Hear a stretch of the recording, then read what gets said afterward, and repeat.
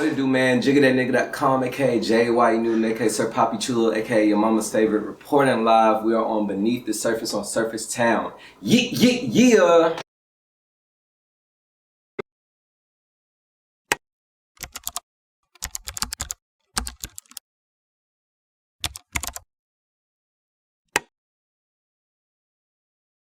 You're weak, hard to keep peace when you're late on your lease, when you're drowning in debt and harassed by police. People care about dogs more than mass incarceration, yet cops are killing our dogs and there is no conversation. Tell me why.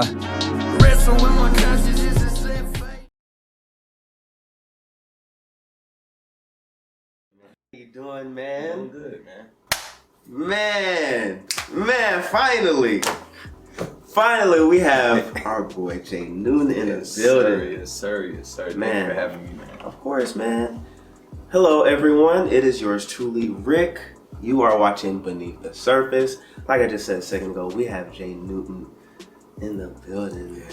Finally, man. I've been trying to get you on here ever since I started this. I know, man. I'm glad I can finally make it here, bro. I'm glad that we did it, especially like after that album too. Like, you know what I'm saying? Like, I really wanted you to like hear it, you know what I'm saying? Yeah. Beforehand. Yeah. It all worked out because I was like, when he dropped the project, I was like, see, look. You see, I already had it planned. I was like, look, I got you, bro. Just yeah, man. Yeah. Did you make it here safe? I always ask my artists. Yes, I definitely made it here safe. I wasn't too far, you know what I'm saying? So I definitely made it safe. Okay, good. Cause people crazy. No, they can't drive, bro. They can't drive. They can't. Now you are from Ellenwood. Yes, I'm from Ellenwood, Georgia. East Atlanta. East Atlanta, man. The east side of Atlanta, you know, to be specific. We call it like zone 6.5, you know what I'm saying? Because it's like kind of like outside the district. But yes, definitely, you know, home, Ellenwood, Decatur, all of that, man. The whole Tri-City area. Now, born and raised? I was born inside Decatur. I grew up for my first like few years in like Gresham Park. And then but I spent majority of my life, like, you know what I'm saying, like the ones that are pivotal, like your teenage years and like, you know, middle school, I spent that in Ellenwood, so I claim Ellenwood. Okay. Now, I know you have a lot of memories, but what are a few that you remember growing up in Ellenwood? Man, like good or bad? Let's stick with the good. Alright, What's some good memories you have? Good memories is just like, you know, I didn't live in a neighborhood. Like I was one of those houses just on like the main street. So it's like I had different like friends that were in neighborhoods across the street from me and stuff. And like we'll get off the bus and we'll literally like sit at where we got off at the bus for like hours and just like talk. You know what I'm saying? Those are like just the things that like I miss, you know what I'm saying, as far as just where my life is now from where it was when I was in school, just like not being able to see like my friends like that because I'm pursuing something, or not being able to connect with people like I used to be able to connect with people for hours and hours just to talk. So like those were the moments that I cherished looking back, you know, on like, you know, growing up. Okay, yeah. All right, now your grandfather named you Jaye Newton. Well, he inspired my name. Inspired your name? Yeah, so, you know, Jay's my childhood name. Right. Or whatever. Growing up, my parents called me Jay. Everybody called me Jay. And the last conversation I had with my granddad, we was like sitting inside like his living room and we was talking music or whatnot. As we was talking music, I was telling him like how I just want to be like a catalyst to change, like, you know what I'm saying, with my voice or whatever. And he was like, you kind of remind me of like a young Huey Newton. And like from that, you know, like that, again, that was our last conversation. He passed away a couple weeks after that.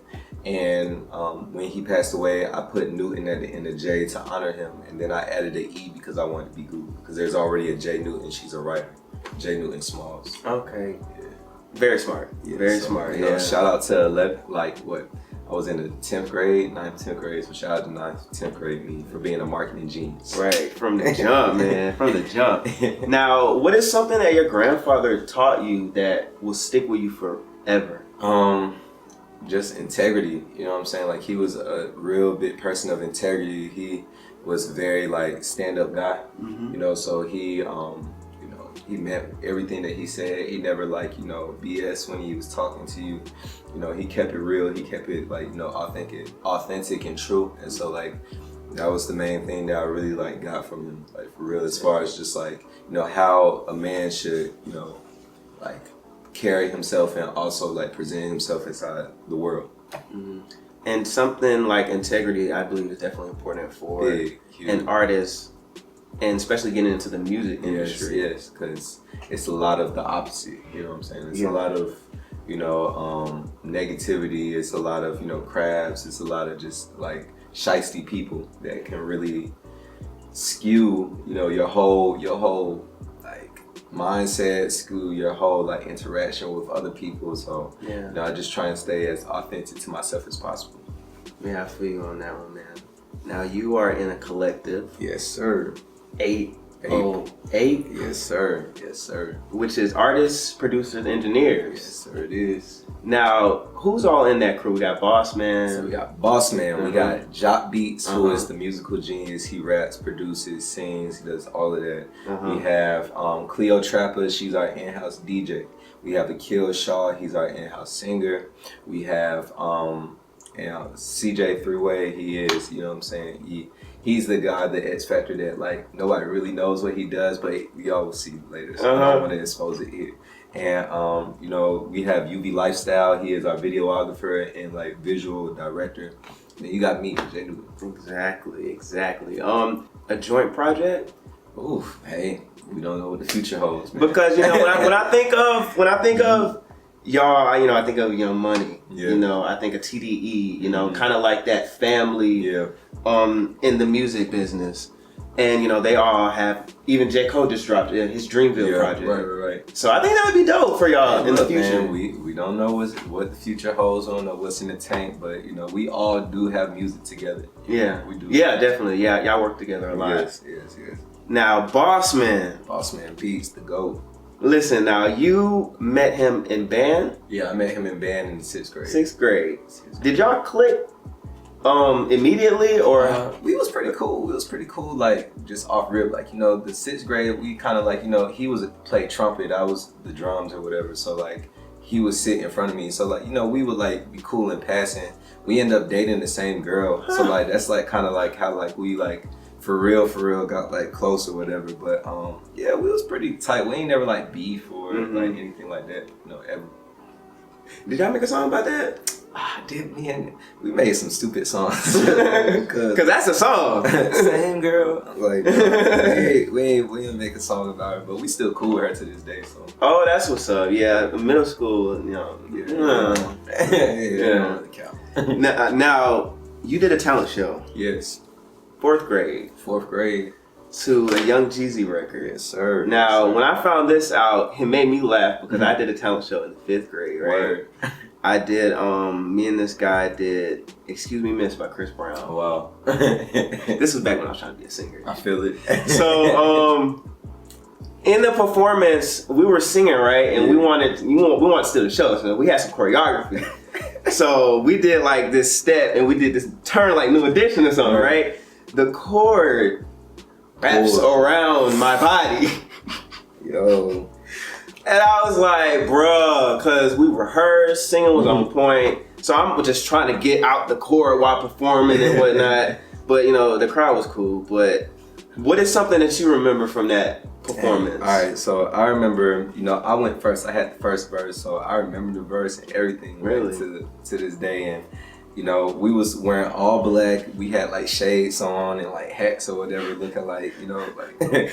we was looking like we was from Ellenwood, and I did my verse, and then after I did my verse and we did the hook, my homeboy Theo that was doing it, he forgot his like verse like on the point, so he was just like and so like I was on the side like trying to hype him up, like, yeah, and then he came back in and then like he did it, but like we ended up like, you know, winning it. So but I was definitely nervous. I remember like I was on the side like yeah. I was like, I gotta wake up, like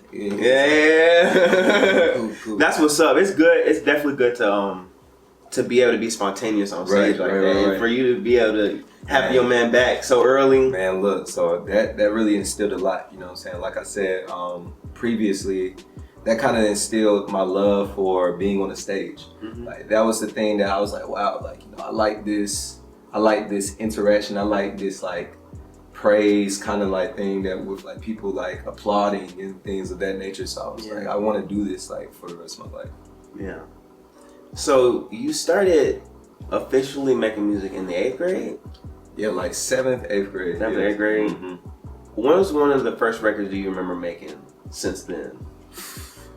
So, 7th grade, I made a diss song about my teacher. Yeah. I got the worst whooping of my life for it. 8th grade, 8th grade was around the time when like the swag rap was like super out there, like J Money and Young LA and like Travis Porter and all of that. 8th grade. So I was like, that was like Roscoe Dash, like all the way turned up. What year were you in 8th grade? 8th grade, like 2008, 2009, like 2009-ish. How old are you? I'm 23. I'm 23. Yeah.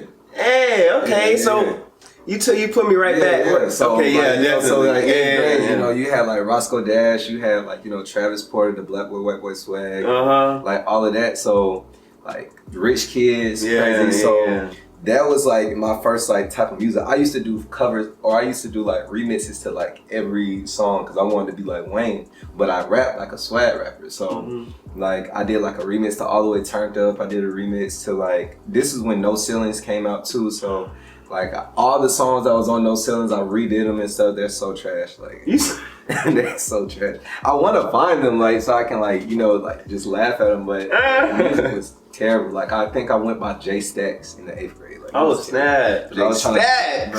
I had no bread, bro. I was talking about money, bro. Yeah, that was crazy. That's hilarious, man. It definitely a lot of influence on us was definitely around that time. Yes, yeah, definitely shaped me. Like middle school time and music really shaped just like what I think of when I think of my childhood. You know what I'm saying? As far as the big clothes, how big clothes went to like jerking attire. You know what I'm saying? Skinny jeans. And I had a friend that had skinny jeans, bro. I had every color. Bro, look, we had the jerking groups and stuff, you know what I'm saying? People would battle and all of that. And then that went from that to like Hollister and Aeropostale and American Eagle, like heavy. Yeah, and the Levi's and all of that, man. Yeah. Miss it. Did they ever have like the furry tail? Oh yeah. In the back? Oh yeah. The little furry tail, little key chain thing. Yeah. Put on your belt loop. Yeah. I was like, Lord, that was a moment, man. It was, man. So, what high school did you go to? I went to Woodland High, so it's fairly new. Like it was like in Henry County. I had to kind of commute there because I live close to MLK. Yeah. So we had to go from like Panola Road, Hearn Road, all the way to like Stockbridge to like go there because of how the district lines were. And so I went there. But I loved Woodland and my experience there. It was pretty lit. Yeah. So while you were there, from 9th grade to 12th grade, what was like your music evolution? It was during that time. So like when we came again, like when I was early, like I didn't have an identity, so my identity was kind of like what was going on around me. So 9th grade was kind of like when Wiz was popping up, and everybody had like the blonde patch and stuff like that. So it was like the little jet life type of rap, and so I was more like cool, calm, collective, but I also let like people like Soulja Boy and stuff still. And then it kind of migrated. I became Jaye Newton in like the 10th grade. That's when I made a mixtape. It's when like Future came out, like super heavy, and when Meek Mill started popping up, and so like my music started kind of sounding like in that realm. And then when 11th grade came, that's when we really started making our own type of music. And starting off, we were like battling as far as like he would make these grand like produced like songs, and to this day like the music is amazing, but it's just like there was no room for me to rap on it. And then like I would be over here trying to be super lyrical because I'm like trying to show that I can rap. So like we would be kind of clashing where it's like so much to take in. Yeah, you know what I'm saying? In the 11th grade and then 12th grade, we kind of got our like hand on like, okay, this is how we make music. This is how we make like sonically music. And so the first project that I can really claim as far as like stamping us, it was called Tapes on My Toyota. And it was like a little 8-song project. It was well produced, well written, and that kind of stemmed where we are today. Okay, that's interesting.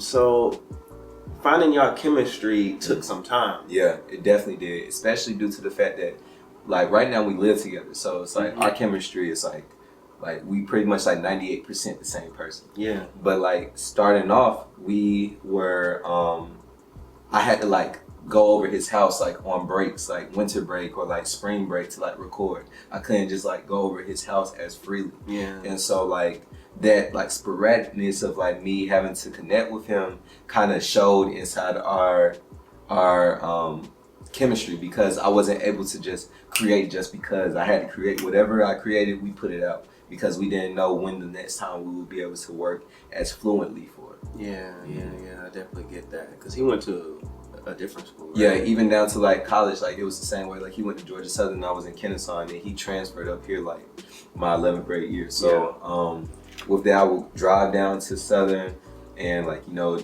rap, like do maybe like 4 songs, drive back up, That's come crazy. back another like 3 months later, I'll come back, do another 4 songs, you know. So like we were doing that for a good minute, and then when breaks came, when he had to come back to school, come back home, we would go to his crib, record some more, and then we'll go our separate ways and stuff. No, that's crazy. So I'm glad that y'all was able to do that. That's crazy. No wonder why your music sound the way it does, because y'all have been working towards this for a while. Yeah, literally. Even down to the music that you hear, like all of our music is like STEM. It's not necessarily current, like when you hear it. Like even down to the album, we've been making that album for 2 years, you know, so it's everything from 2017 to this moment right now.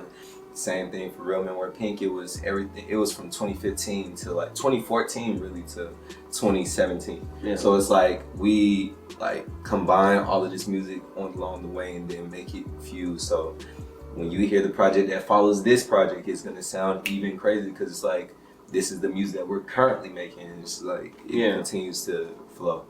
All right, now you have some influences. Yes. We have J. Cole. Yes. We have Jay-Z. Yeah. We have Teddy Riley. Yes. And we have my girl, Aaliyah. Yes.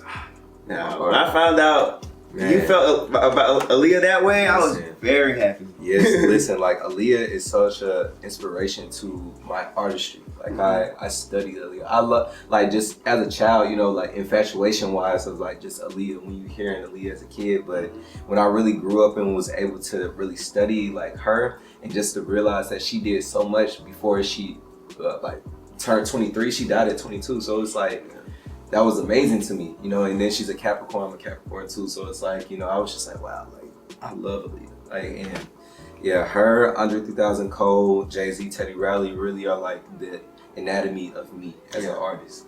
Yeah. So if you could do a record with them individually, what would it sound like?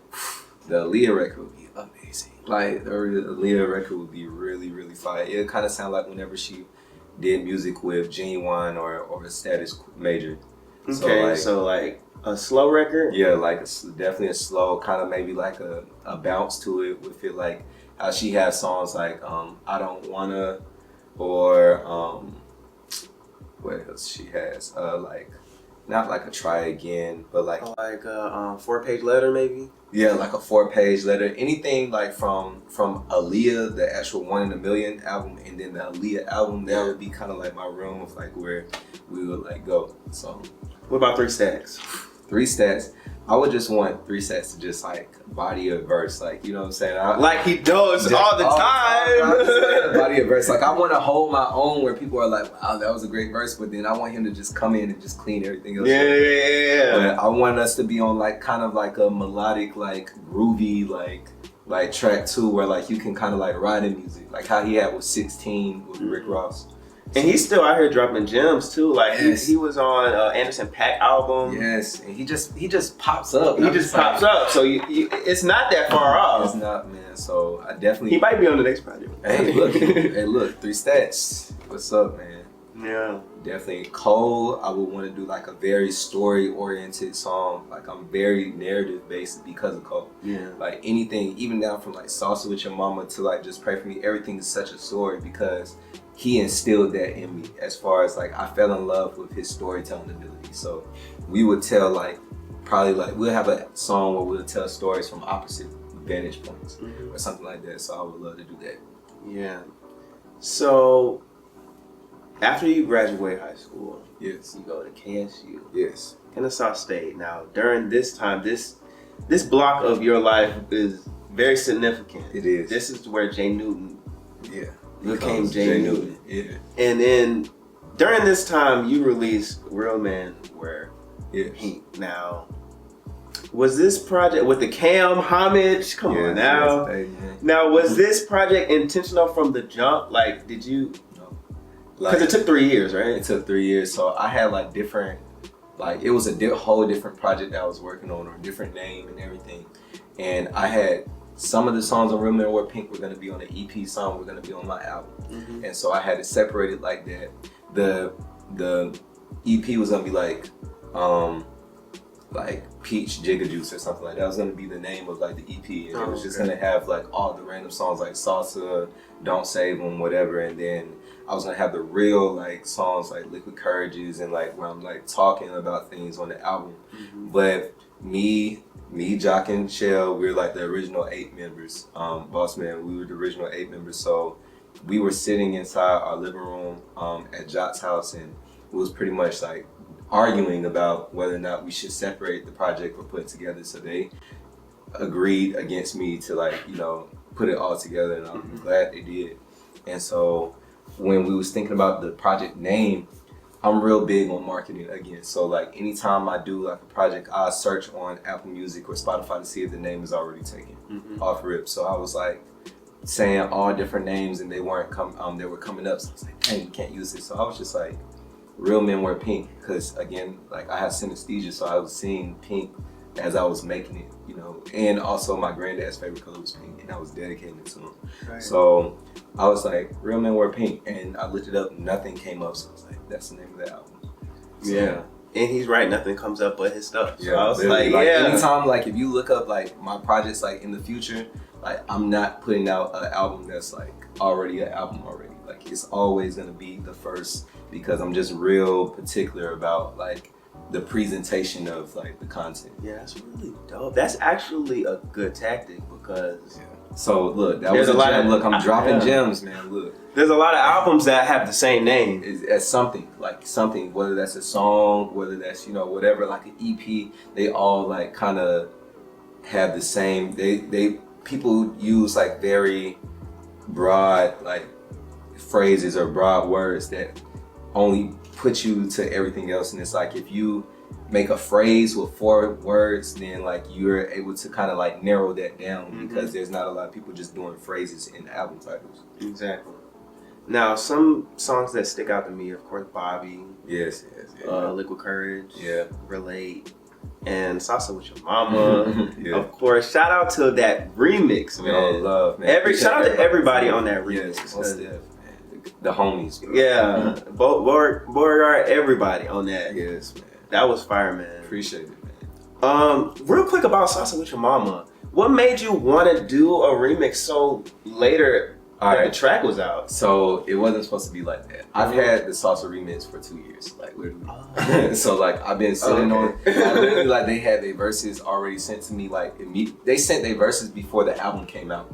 So I've had this forever. And so the first time I was gonna put it, like I dropped Salsa with Your Mama, the OG one, on Cinco de Mayo of 2017. I was gonna do the remix the next Cinco de Mayo. I missed the date, so I was just like, dang, I forgot. So you waited another year. I waited another calendar year, because I was like, okay, I'm gonna do it on Cinco de Mayo the next year.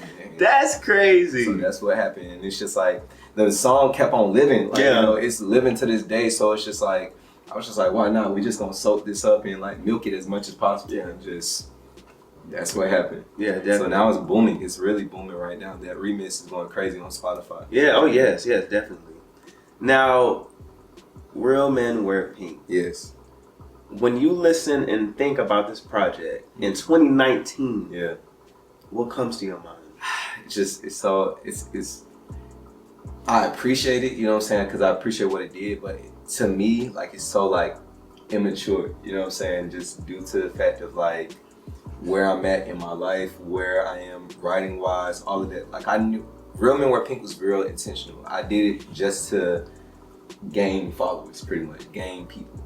I knew that salsa would be the dance song everybody liked. I knew Liquid Courage would be the song that girls and guys can relate to. I knew that Bobby would be the guy's song and Relate would be the guy's song. I knew that girls who love drifting. You know what I'm saying? So it's like I did a compilation type of thing where I knew these demographics that I want to touch will come because of Real Men Wear Pink.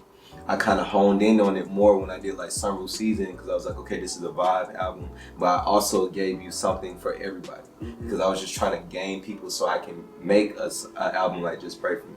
Like Just Pray For Me, I was thinking about Just Pray For Me before I made Real Men Wear Pink, but I was like, I just know that can't be my first album. It's too dense. You know, it's too much for people to grasp, and also I didn't have the following at the time to put that out. So Real Men Wear Pink was just more fun, more like nostalgic, where people can like connect to and be like, I remember when that came out, or I remember listening to it for the first time, and what those memories come from that album for. Okay, yeah, that's dope. You gave people what they wanted. Yeah. And just to get their attention. Just to get their attention so I can do whatever I want. I feel you on that one. In 2018, you had a few projects come out. You had Sunroof Season, and you had 4 for 4. Now, these projects were definitely upbeat. Right. But you said it was not a reflection of how your life was. No, it definitely wasn't like, you know, I knew those songs would do what they would do. You know, I knew people would like Summer Nights. I knew people would like, you know, On My Way, and, you know, like, all of these different songs, because again, I was doing what I said in Real Men Wear Pink. I was just trying to gain, the followers to, you know, put out the music I want to put out. This whole time though, I was working on Just Pray For Me. Like even down to on Sunroof Season, I did little Easter eggs, so you know that I was working on Just Pray For Me. Like the radio station was called JPFM Radio, like, you know, and like on summer nights you would hear Willie Hendricks. He's like, Lord, pray for me. You know what I'm saying? So it's that was intentional. All of that was intentional as far as like just preparing for what I was about to do. But you know, up until that point, 2018 was hard. You know, 2018 was definitely hard, especially the latter end when 4 for 4 came out, because it was the first time I was kind of like taking a break from the scene of like Atlanta and really just focusing on like the music. I was inside a relationship. I was, you know, just dealing with a lot of things at home, and that kind of like put me in a very dark place. Like it put me in a super dark place, a place that I haven't been before. I was about to graduate from like Kennesaw, so I was just dealing with that like post-grad depression, trying to struggle to even see if I was gonna graduate. I wasn't on campus as heavy as I was beforehand, so it was just like all of those factors really put me in a dark headspace where I was forced to make the music that I was making off of it. So. Wow, that's crazy. I mean, it's good that you were still able to give some people something to be, you know, happy about with those projects, even when you were going through those things. Did people around you know? Not really. Like the only person that like really for real knew what I was going through was like Bossman, due to the fact that one, he's my producer and engineer, but like also like he's like my close friend. So like we have to talk anyway because I'm recording with him. So like we would talk through things, like he would know like kind of where my headspace was. I didn't really go super in detail. There was a lot of things that he learned off of the album as well. But you know, we both were going through situations at the same time where we was able to relate to each other as we was talking. Right. Now, performing. I've seen you perform. And you know, you are really a student of the craft, because I think a lot of rappers don't realize what it takes to perform. Right. And I think personally rappers have it a lot harder when it comes to performing, because when a singer, you know, performs, you can captivate somebody off the sonically. They're an amazing singer. You know exactly. They don't have to do anything. They don't have to dance. Whatever. If they can sing, you're like, whoa. Yeah. So for a rapper, it's like, and it's even harder when you're performing in front of a crowd that may not necessarily know your material. You know, it's more difficult. So what are some techniques that you have used over the years to perfect your performance? Okay, so these are some gems if you're an artist. So, you know, so off rip, you have to know your audience. You have to know who you're about to perform for. You have to know their demographic. You have to know what they listen to, what they look like, you know, and what will tailor make for them. None of my sets are tailored the same. You know, I'll make a set for this group separately from this group, whether it's Atlanta, Kennesaw, wherever I'm at. And so I always look at like who am I about to perform for? What's the like vibe of the audience and the event? Secondly, I try to engage people as much as possible. If you give to the audience, they'll give back. You know, whether that is like people who I don't know, like when I did Homecoming of 2017, like I threw things in the crowd or whatever. That makes people be like, oh shoot, like I want something. You know what I'm saying? Where is he throwing or whatever? And it makes people engage. You know, you relate to people, you talk to people individually, and you're like, you know, hey, like you point them out, so now they feel important or like they feel like they're seen. Right. So now that creates intimacy between you two because you, out of everybody that's there, whether it's big or small, you point out somebody. And so that engagement makes them want to tune in even more because they're like, wow, like, okay, like, let me see, like, what else? Or other people would be like, dang, I hope he doesn't call me, or like, I hope he calls me, you know what I'm saying? So it makes you think about it. Also, I use like kind of like covers, but not really covers. Like for salsa, I did a remix or like a blend of salsa and Big Papa. Okay. So like I do it because it's a familiar song. Everybody knows salsa. You already might like, you know, the vibe of salsa, but you don't want to show it. So you're like, oh, okay, I want salsa with your mama in your head. And then you hear Big Papa and you're like, oh, I know this song. So everybody wants to sing along. Yeah. That's the goal of audience. They want to sing along, but they just don't know every like song that you might have. So for me to introduce early like a Big Papa, then you're like, oh, okay, I know the hook. I love it when you come to Big Papa or whatever. So it's like that makes the audience be like, oh, okay, cool. Like I'm involved now. Right. And going forward, then you can kind of like sell yourself going forward. Okay. Right. Who are some of your influence when it comes to performing? You know, I'm not a rager, but I love like Travis Scott. He's an amazing performer. Kanye West is an amazing like live performer. Who else have I seen that was just like really, really good? Jay-Z is a great performer as well. Yeah, he doesn't have to do a lot, but like he's so like in tune with his audience where it's like he can stand and put his foot on on a speaker and rap to you, and you just feel like, wow, like this is amazing. You would think that he's dancing and stuff, but he's not. It's just the way that his like mannerisms is. Like he has such like swagger when he's performing. So he's a great performer. Cole is a good performer too. Big Sean was a great performer. Why you say was?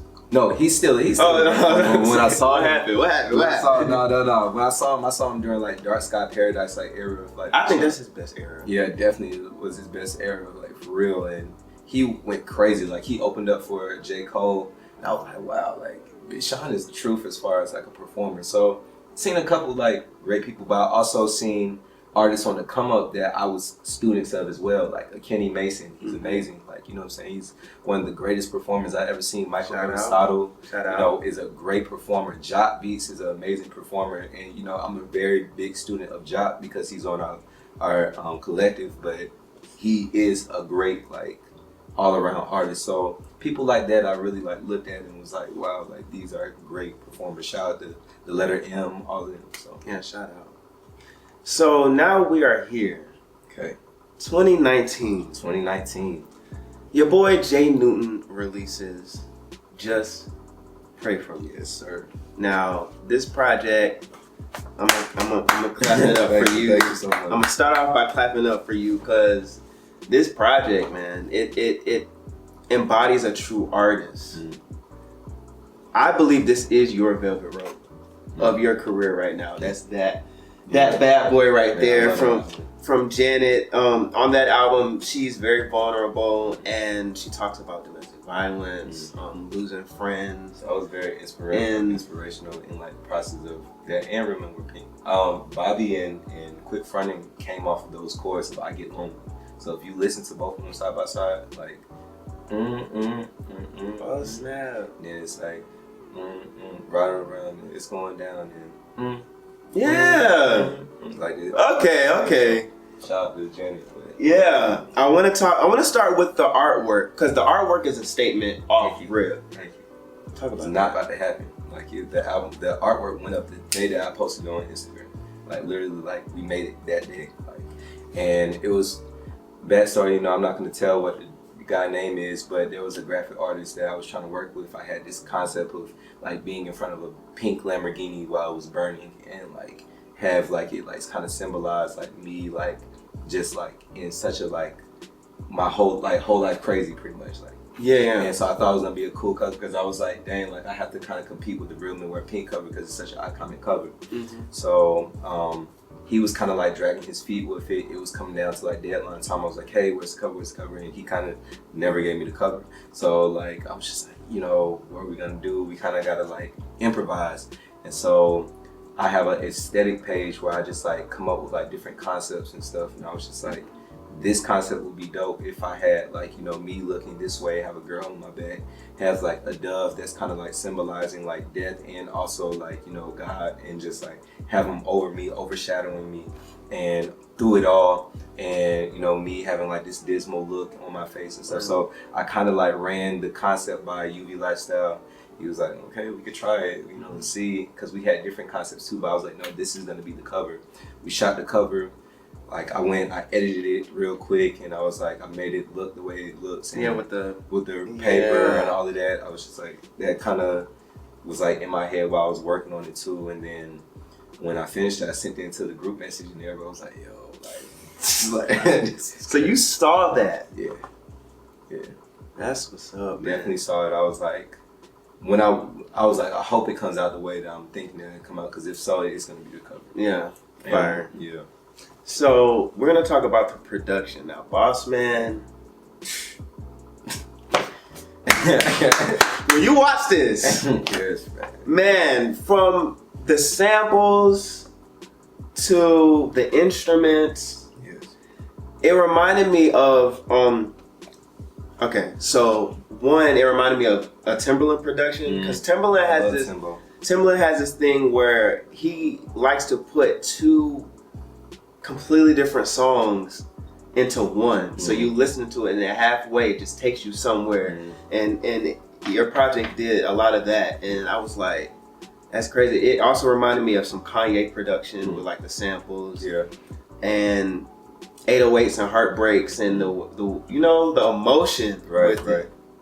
Definitely. And of course Teddy Riley with the nostalgia of it all. Yeah, shout out to Teddy Riley. He was part of the sample on like Please Don't Leave with like Blackstreet when he was in Blackstreet. So that was from that.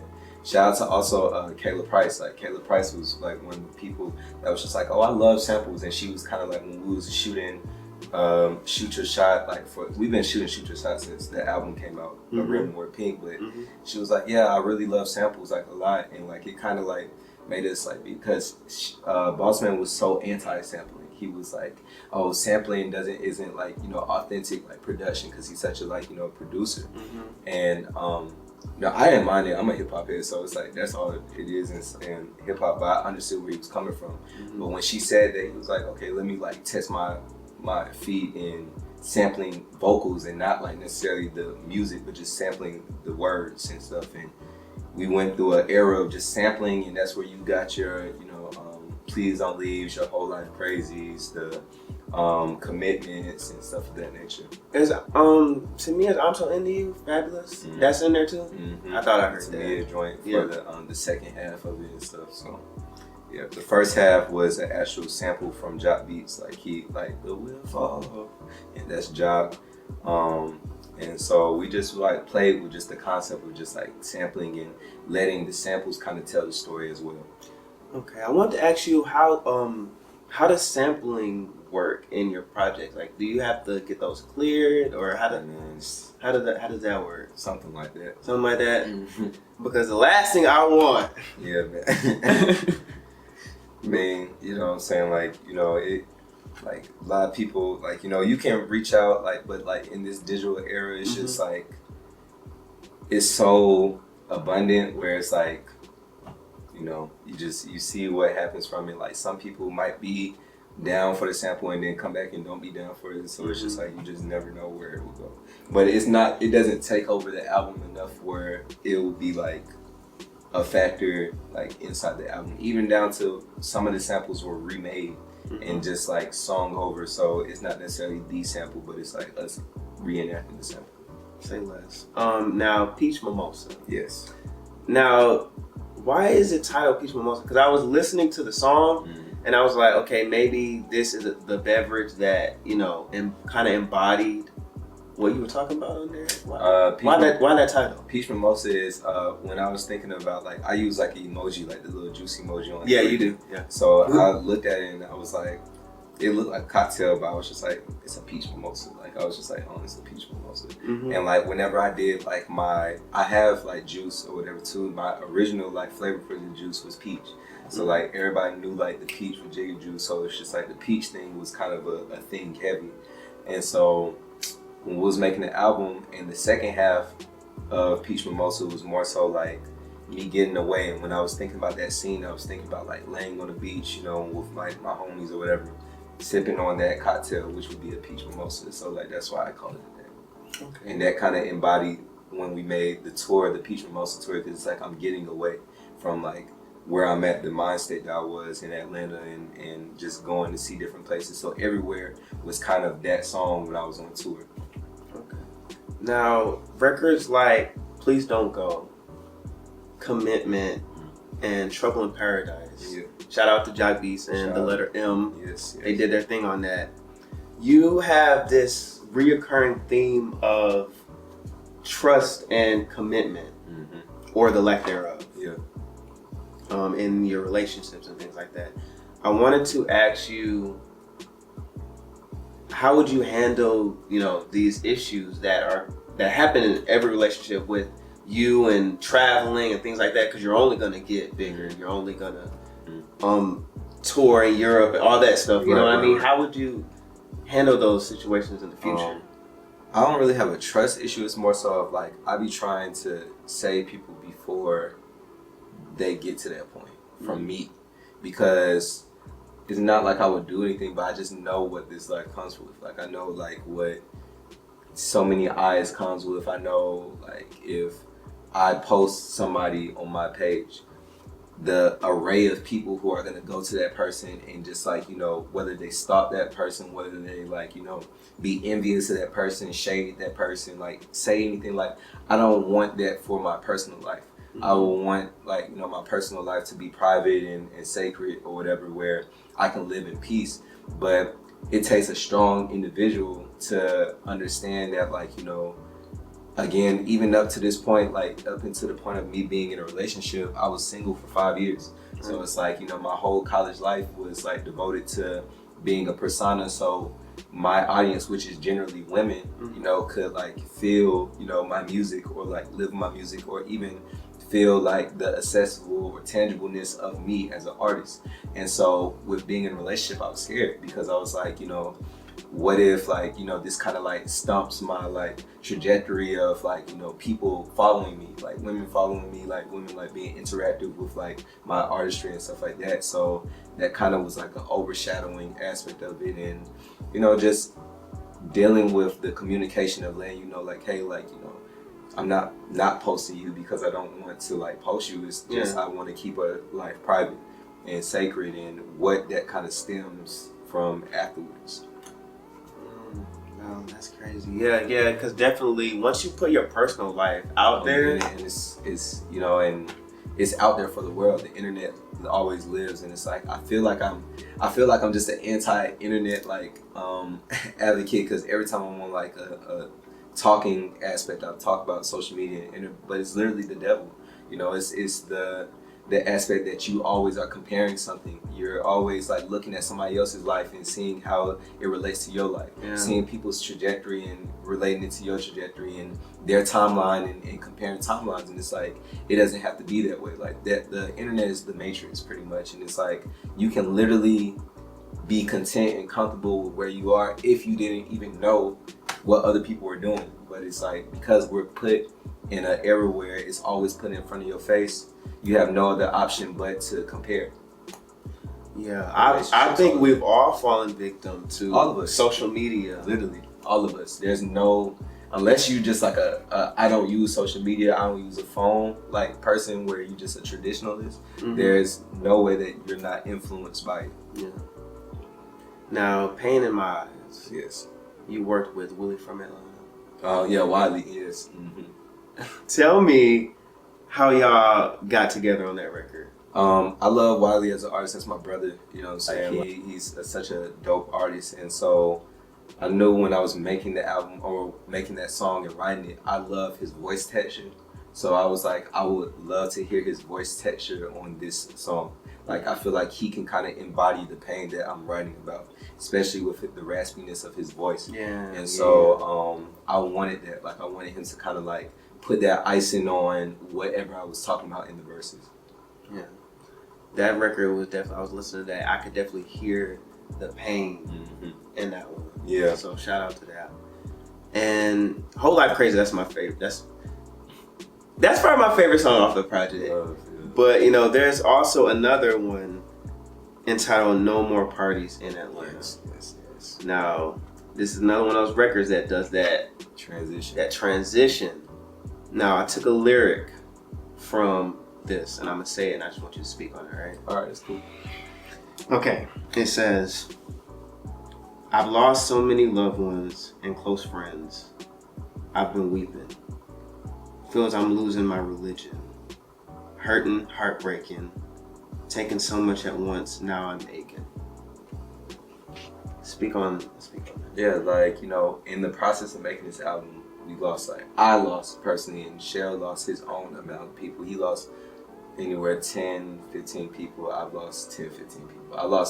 The count is probably like 15 right now. So it's like, you know, just in the 2 years of just like, you know, living through this album, making it, having Just Pray For Me be the title already, like, it gets real draining every time that, like, you know, things go good and then like you lose somebody, like, you know what I'm saying, or like you cry so much about, like, you know, like losing people in private, but you are the strong person, so you can't show it, you know what I'm saying, in the public eye because people see you as a happy-go-lucky person. You know what I'm saying? It's just like so much going on. It's to a point where you start questioning yourself, questioning God, you questioning everything, where it's like, why is this happening? Why is this continuing to like be a thing? Why are people just dropping off the face of the earth? And so that song, No More Parties, was the first concept of Just Pray For Me, because the album sparked from, I had a little homie who voice, you can hear it in the little transition part where he's like, I'm fearless, you can't be scared. Like, he was the guy that died like literally moments after he said that. And he just got accepted into college. He just accepted God into his life. All of that, he was talking about it. And, you know, he was at a party, the party got shot up. He died on the spot. And this was like a week before his graduation from high school. So it's just like, you know, things of that nature. That happened the exact same day we were shooting the OG Salsa With Your Mama video. What? You feel me? So it's like, all of that is just happening at the same time, and it's just like, wow, like, it opened my eyes. That spark Just Pray For Me. And continue to go forward, lost people almost feel like every month since then. Every other month, if that. So that song was the one that had to, if anything, that song had to be on the album, regardless, both parts, because it shows how things can change, like, just like that. Yeah, because the first half of it is a party. Man, that's how hard is it to put that in a song and put that out there for everybody to hear, no matter who they are? It's tough. I mean, like, it's tough being vulnerable. You know what I mean? Like, you are pretty much naked to like people. Like, I don't have a problem with expressing about anything. I love questions. I love, like, you know, interaction and talking about, you know, what it took to make things. But at the same time, it comes with consequences. Like, you know, talking about my relationship comes with consequence. Talking about my family life comes with consequence on my family side. So it's like, you know, I'm being naked, like, publicly for the world and to enjoy, but in reality, it's like a coping mechanism for me to have therapy. Like, it's literally therapeutic for me to have these conversations with these people outside of the music about what I'm talking about, because I know I'm not going to necessarily just bring it up. I'm not like an expressive person unless you ask me. So in order for you to ask me, I have to put it out for you to hear or see where I'm coming from. Right. You have a record, Thank You, Jesus. Yes. I'm Not Worthy. Yes. Now, this record is very important on this album because, you know, you talk about almost, you know, losing your religion and just losing hope. Yeah. Tell me how this record came about and why it was so important to put it on the project. So, the scene in my mind when I'm looking at it is like, this is the funeral, and this is like post the No More Funerals. This is that week later, when you had the funeral, and this is the song being sung at the funeral. And it's like you like really like sitting there at the funeral hearing these words, and you're like, wow, like thank you Jesus, regardless of how I feel about the situation, I'm still here. You still have me here for a reason. I'm not worthy of like the grace of like you forgiving me for even almost losing my religion, forgiving me for like all of the things I've done in my like lifespan up until this point. I'm literally not worthy of the grace of being able to, still be accepted by you because I've sinned. You know what I'm saying? We all sin. And so that was again the last song that we made right before we submitted the album. We made it the day that we submitted the album, and it was just pivotal because it really just embodied the full scope of regardless of where your life comes, like wherever you are in the world, you can still kind of just like reflect on, wow, like I'm still here, I'm still blessed. No matter what we may think of our life, our circumstances, our situations, we're not worthy of that love. All right. How did you choose who you wanted to have a part of that record? Really, it just came down to like, I wanted to have a choir. So the choir is 808, so it's Jock, Akil, Cleo, who were the choir. Mm-hmm. And then I had Shamba. We worked with Shamba like often. So shout out to Shamba, and I knew she was capable of like conveying that. We've talked about situations like that too, so call her up for it, and she was able to, lend her voice with it, and it came out beautiful. Yeah, it really did. Shout out to everyone that was on this project. This project, just pray for me, is going to be a moment. Thank you. I know it just came out, but listening to it, I listened to it live, and I was like, he has that artistry that not a lot of artists can do, to be able to have a song for the club, have a song for when you're feeling some type of way, have a song for relationships, all in one project. Yeah. With the instrumentation and the perfect placements of the features, and appreciate you. You did that, man. Thank you, man, so much. Like this project meant the world to me. This is the album that I always wanted to make. So like this was the one that like if I have to show people like an album, I'm gonna show them this album no matter where I'm at inside my life, because this one is just a stamp of like where I'm at as a person, what I've been through up until this point, and I think it just embodies who I would want to be known for. Like when I was thinking about all of these people dying, I was just like, if I died today, I don't want to be known for Salsa with Your Mama. I don't want to be known for Shoot Your Shot. I don't want people to, only remember those music and songs and play that when I'm gone. Like, I would want you to remember me for Just Pray For Me. I would want you to, really understand or feel like you know me even more out of my music, because that's how I felt with artists like J. Cole, like with artists like Aaliyah, Jay-Z, Andre. Like I felt them through their words, so I would want to have words that stand the test of time. Well, I want to thank you, man, for coming through. Thank you for having me, man. Long this time dope. coming. This is super dope. Man, thank you. It's dope. So if you want anyone to hear your music and follow you, where can they do that at? So off rip, you can Google Jaye Newton. That's going to take you to anything that you want to see, whether that's my Apple Music, my website, my Spotify, anything, articles that you may want to read up on my website. So Jaye Newton if you want to Google that. But if you want to follow me on Twitter and Instagram, that is also Jaye Newton. Anywhere that you put Jaye Newton, you're going to see me come up. Apple, Spotify, anything.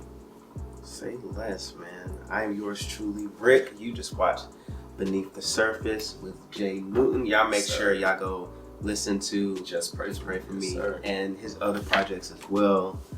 And yeah, we are out, man. Thank you, man. Yeah. Thank you, man. Thank you so much. Yeah.